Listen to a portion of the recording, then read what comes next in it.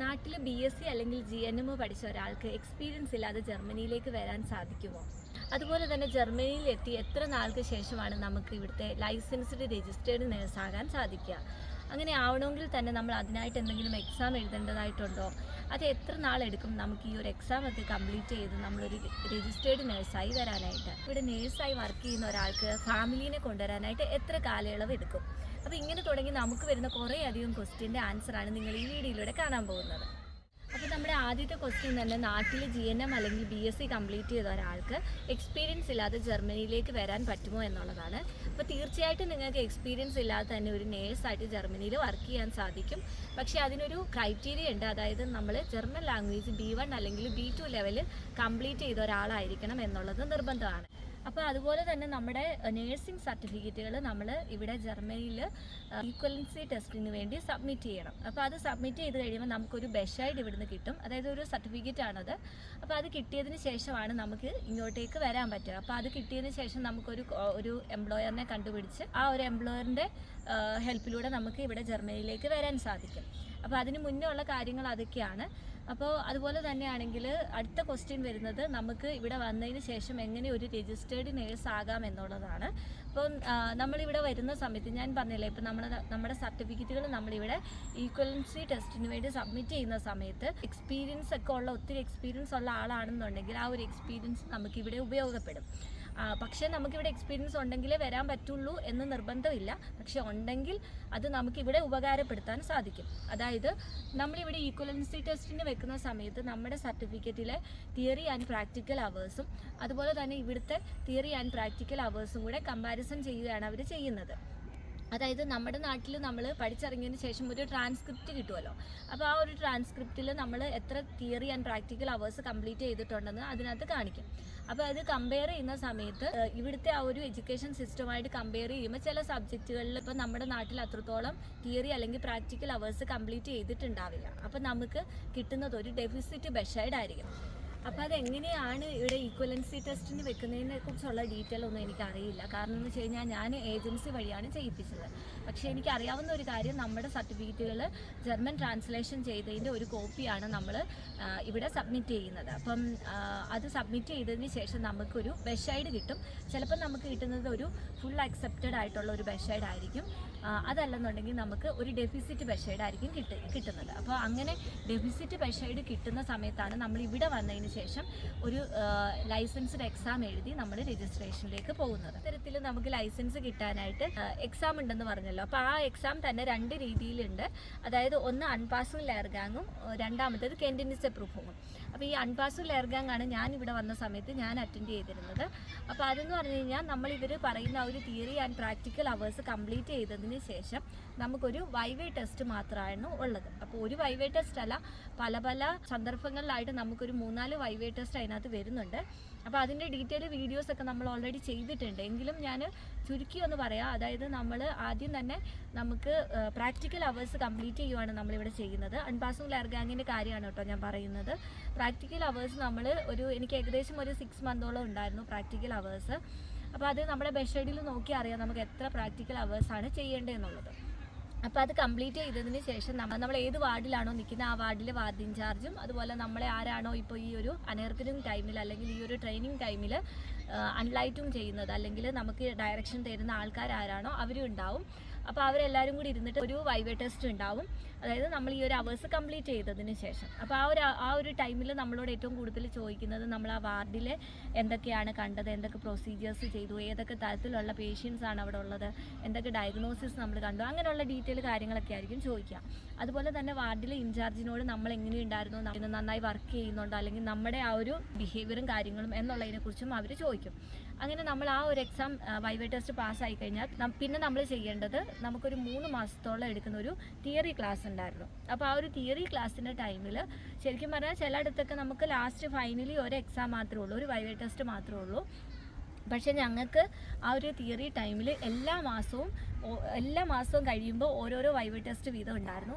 3 viva test അങ്ങനെ ഞങ്ങൾക്ക് conduct ചെയ്തു. ഫൈനലി ഞങ്ങൾക്ക് ഒരു മെയിൻ ആയിട്ടുള്ള ഒരു വൈവേ ടെസ്റ്റും കണ്ടക്ട് ചെയ്തു. പിന്നെ ഇതുകൂടാതെ ഞാൻ 1 മാസത്തോളം ആംബുലൻ്റ് ഫ്ലീക്ക് അല്ലെങ്കിൽ നമ്മുടെ നാട്ടിലെ കമ്മ്യൂണിറ്റി പോസ്റ്റിംഗ് ഒക്കെ പോലെ പോകുമായിരുന്നു. അപ്പോൾ ആ 1 മാസത്തോളം ഞാനത് ചെയ്തു. അപ്പോൾ അത് വേറൊരു ഹോസ്പിറ്റൽ അല്ലെങ്കിൽ വേറൊരു ക്ലിനിക്കിൻ്റെ അണ്ടറിലാണ് ഞാനത് ചെയ്തത്. ഇവിടുന്നാണ് എനിക്ക് അതിനുള്ള അറേഞ്ച്മെൻ്റ് എല്ലാം ചെയ്തു തന്നത്. അപ്പോൾ ഞാനത് കാരിത്താസിലായിരുന്നു ചെയ്തിരുന്നത്. കാരിത്താസ് എന്ന് പറയുന്ന ആംബുലൻ്റ് ഫ്ലീക്കയിലായിരുന്നു ഞാൻ ചെയ്തിരുന്നത്.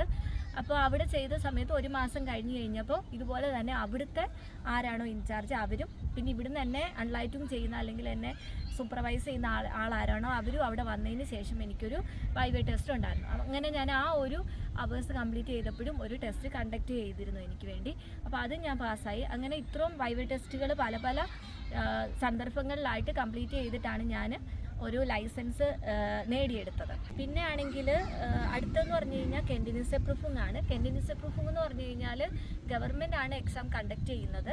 അത് തിയറിയും അതുപോലെ പ്രാക്ടിക്കൽ ടെസ്റ്റും ഉണ്ടെന്നാണ് ഞാൻ കേട്ടത്. അപ്പോൾ അതിന് നമുക്ക് ഏതാണ്ട് 3 ചാൻസ് എങ്ങാണ്ടുള്ളൂ. അപ്പോൾ ആ ഒരു 3ആണോ 2ആണോ എന്ന് എനിക്കറിയില്ല. നേരത്തെ ഞാൻ അത് പഴയ വീഡിയോയിലൊക്കെ പറഞ്ഞിരുന്നു, പക്ഷേ എനിക്കിപ്പോൾ ഓർമ്മ വരുന്നില്ല 2ആണോ 3ആണോ. എനിവേ 2ഓ 3ഓ ചാൻസ് എങ്ങാണ്ടേ ഉള്ളൂ. അപ്പോൾ ആ ഒരു ചാൻസ് കഴിഞ്ഞ് നമുക്കത് കിട്ടിയില്ല എന്നുണ്ടെങ്കിൽ നമ്മൾ തിരിച്ച് നാട്ടിൽ പോകേണ്ടി വരും എന്നൊക്കെയാണ് പറഞ്ഞു കേട്ടിട്ടുള്ളത്. പക്ഷേ ഇവിടെ വന്നവർ എനിക്കറിയാവുന്നവരിൽ പലരും എക്സാം പാസ്സായിട്ടുണ്ട്. അങ്ങനെ ഫെയിലായ ഒരാളെ ഞാൻ ഇതുവരെ കണ്ടിട്ടില്ല. മേ ബി ഉണ്ടാവാം. പക്ഷേ എൻ്റെ പരിചയത്തിൽ മിക്കവരും തന്നെ എക്സാം പാസ്സായിട്ടുണ്ട് കേട്ടോ. അപ്പോൾ അത് ഈ 2 ടൈപ്പ് എക്സാം ആണെങ്കിലും ഇപ്പം നമ്മൾ അൺപാസിംഗ് ആണെങ്കിൽ നമ്മുടെ ഹോസ്പിറ്റൽ അതോറിറ്റി അല്ലെങ്കിൽ ഓൾഡ് ഏജ് ഹോം ആയിരിക്കും ഈ ഒരു എക്സാം കണ്ടക്ട് ചെയ്യുന്നത്. അപ്പോൾ അതുകൊണ്ട് തന്നെ ആ എക്സാം എളുപ്പമാവണമെന്നില്ല. എക്സാം നല്ല രീതിയിൽ ടഫായിരുന്നു ഞങ്ങൾക്കൊക്കെ. ഞങ്ങളുടെ ഹോസ്പിറ്റലിൽ തന്നെയായിരുന്നു എക്സാം കണ്ടക്ട് ചെയ്തിരുന്നത്.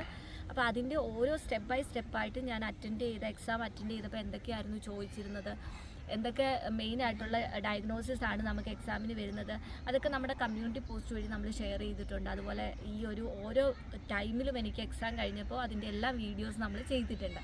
അപ്പോൾ അങ്ങനെയാണ് ലൈസൻസ് നേടിയെടുക്കുന്നത് കേട്ടോ. അപ്പോൾ അതല്ലാതെ നമുക്ക് ഫുൾ അക്സെപ്റ്റഡ് ആയിട്ട് ഒരു ബഷേഡ് കിട്ടുവാണെങ്കിൽ നമ്മൾക്കൊരു രജിസ്റ്റേർഡ് നേഴ്സായിട്ട് തന്നെ ജർമ്മനിയിലേക്ക് വരാൻ സാധിക്കും.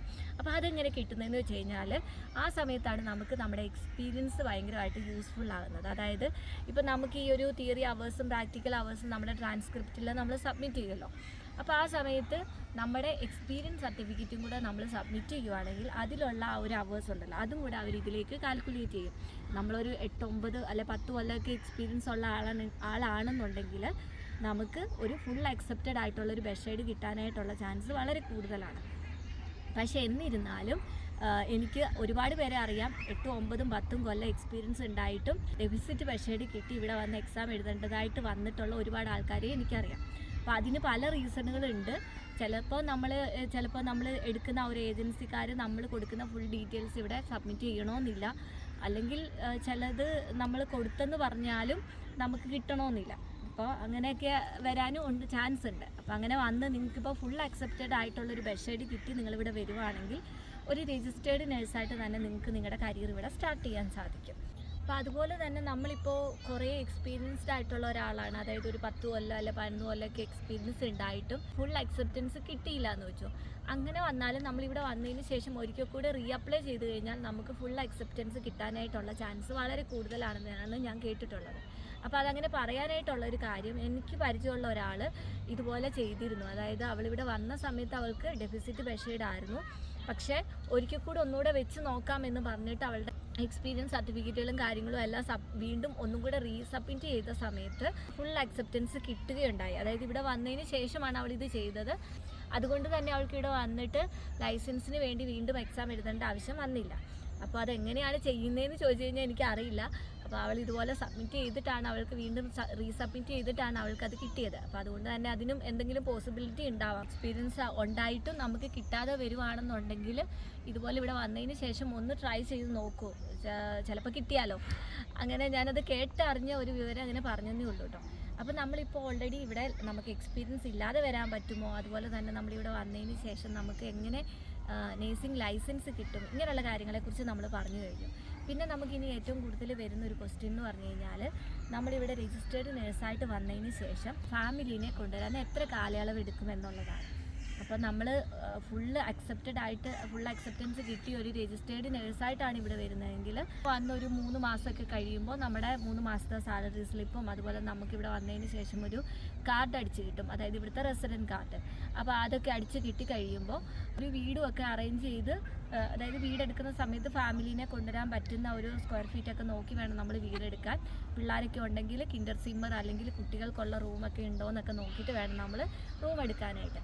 അപ്പോൾ ഞങ്ങൾ എടുത്ത സമയത്ത് 65 സ്ക്വയർ ഫീറ്റെങ്കിലും ഉണ്ടാവണം മൊത്തം എന്നാണ് പറഞ്ഞത്. അതുപോലെ ഞങ്ങളെടുത്ത വീട്ടിലാണെങ്കിൽ ഒരു ഹാളും പിള്ളേരുടെ റൂമും നമ്മുടെ റൂമും ഉണ്ട്, 3 റൂമുണ്ട്. അപ്പോൾ അങ്ങനെയാണ് ഞങ്ങൾ എടുത്തിരുന്നത്. അത് സിംഗിളായിട്ടുള്ളവരാണെങ്കിൽ ഒരു റൂമുള്ളത് മതി. അപ്പോൾ റൂമൊക്കെ നമ്മൾ എടുത്തു കഴിഞ്ഞ് കഴിഞ്ഞാൽ 6 മാസത്തിനുള്ളിൽ തന്നെ നമുക്ക് ഫാമിലിനെ കൊണ്ടുവരാനുള്ള കാര്യങ്ങളൊക്കെ ചെയ്തു തുടങ്ങാൻ പറ്റും. റൂം കിട്ടുന്നതാണ് ഏറ്റവും അധികം ബുദ്ധിമുട്ട്. അതുപോലെ തന്നെ നമ്മൾ റൂം എങ്ങനെ കണ്ടെത്താം എന്നുള്ളതിൻ്റെ വീഡിയോയും ചെയ്തിട്ടുണ്ട് കേട്ടോ. പറ്റുമെങ്കിൽ ഇതിൻ്റെ ഡിസ്ക്രിപ്ഷനിൽ നമ്മളതും ആഡ് ചെയ്യുന്നതാണ്.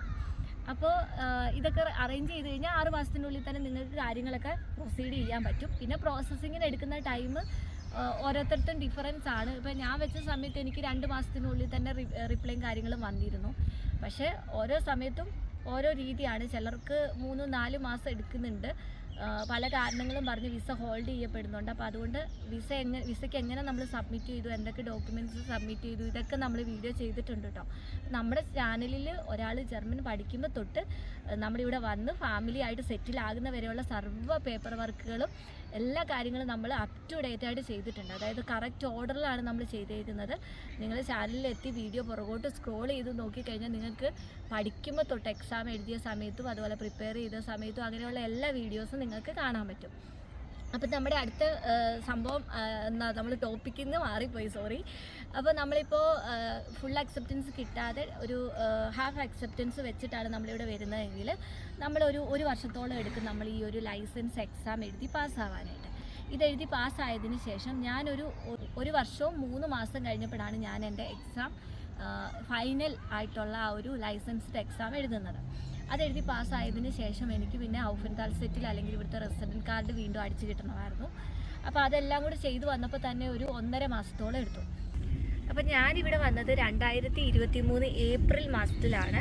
അപ്പോൾ അതിനുശേഷം ഈ ഒരു ലൈസൻസ്ഡ് എക്സാമും കാര്യങ്ങളും ട്രെയിനിങ്ങും എല്ലാം കംപ്ലീറ്റ് ചെയ്ത് ഞാൻ 2024 ഒക്ടോബറിലാണ് എൻ്റെ ഫാമിലിനെ ഇവിടേക്ക് കൊണ്ടുവന്നത്.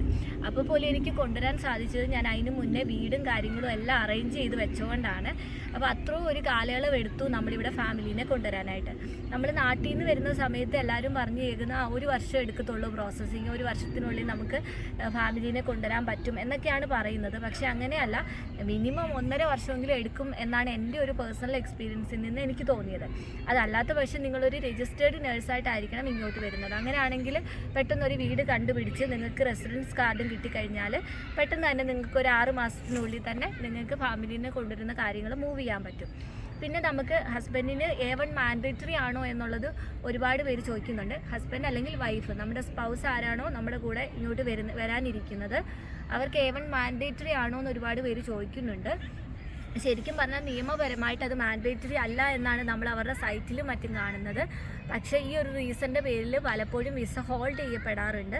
എനിക്കും അങ്ങനെ പേഴ്സണലി ഒരു എക്സ്പീരിയൻസ് ഉണ്ടായിട്ടുണ്ട്. അപ്പോൾ അതിനെക്കുറിച്ച് ഞാൻ ഓൾറെഡി വീഡിയോ ചെയ്തിട്ടുണ്ട്.